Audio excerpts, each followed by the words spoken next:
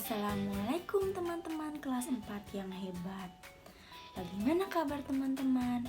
Semoga semuanya selalu dalam keadaan sehat walafiat ya. Alhamdulillah atas nikmat Allah. Pada kesempatan kali ini kita bisa belajar SKI kembali.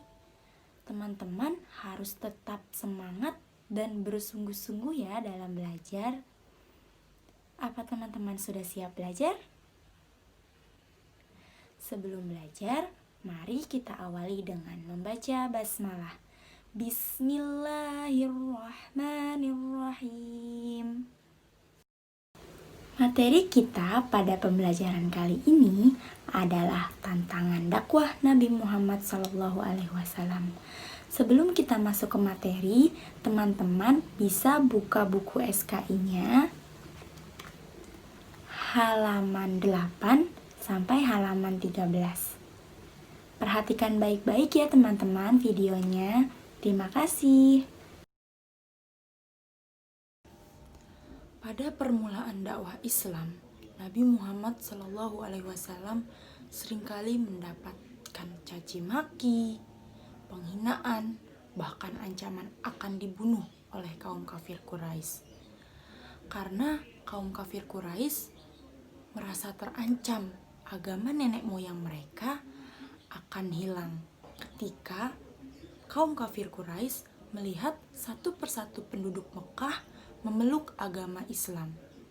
Banyak pengikut Nabi Muhammad yang menjadi sasaran penyiksaan, terutama dari golongan budak. Namun kepada Nabi Muhammad sendiri, kaum kafir Quraisy tidak berani karena Nabi Muhammad SAW dilindungi oleh pamannya yaitu Abu Thalib. Kaum kafir Quraisy mengira kekuatan Nabi Muhammad ada pada pamannya yaitu Abu Thalib. Sehingga mereka membujuk Abu Thalib agar menghentikan dakwah Nabi Muhammad. Namun usaha mereka ditolak oleh Abu Thalib.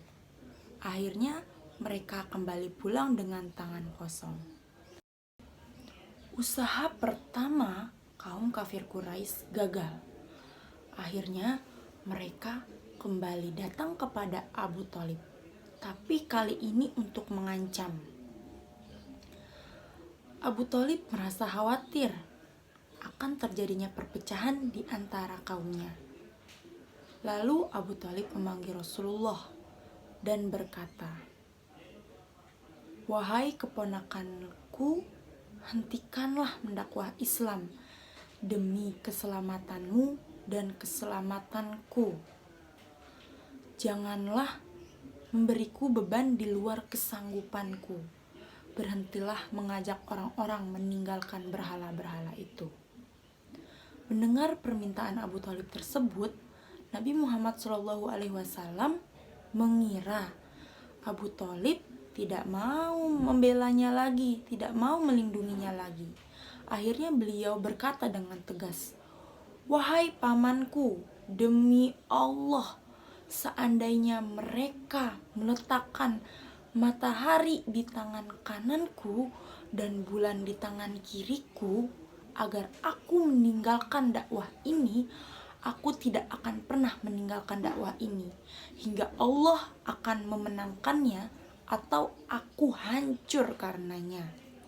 Setelah itu Nabi Muhammad SAW berbalik meninggalkan pamannya. Lalu Abu Thalib memanggilnya dan berkata, "Pergilah dan teruskan perjuanganmu. Demi Allah, aku tidak akan menyerahkan kamu kepada mereka karena satu alasan apapun." Jawaban Nabi Muhammad yang begitu tegas ini menunjukkan bahwa beliau benar-benar sangat teguh memegang prinsip dalam memperjuangkan kebenaran. Kaum kafir Quraisy kehabisan cara untuk menghalangi dakwah Nabi Muhammad SAW. Akhirnya kaum kafir Quraisy bersepakat akan memboikot kaum muslimin, keluarga Bani Muthalib, dan keluarga Bani Hashim. Mereka semua diasingkan ke sebuah tempat di bagian utara Mekah. Tempat pengasingan itu dinamakan Syi'ib Abu Thalib atau perkampungan Abu Thalib. Tempat ini dijuluki dengan nama Lembah Maut.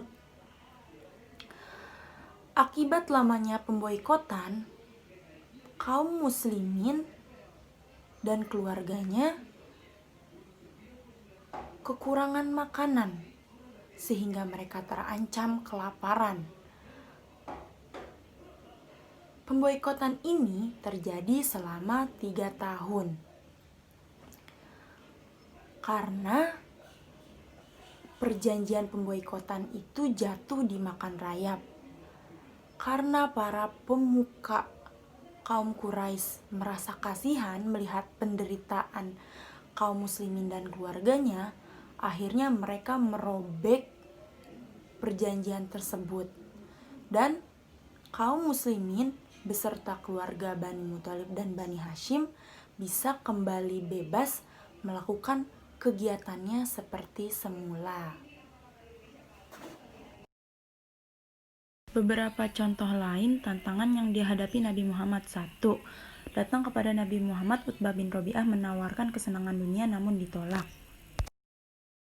Yang kedua adalah Walid bin Mughirah yang diutus oleh orang-orang Quraisy untuk menemui Abu Thalib untuk menukar Nabi Muhammad dengan seorang pemuda yang bernama Umar bin Walid. Namun ditolak Abu Thalib.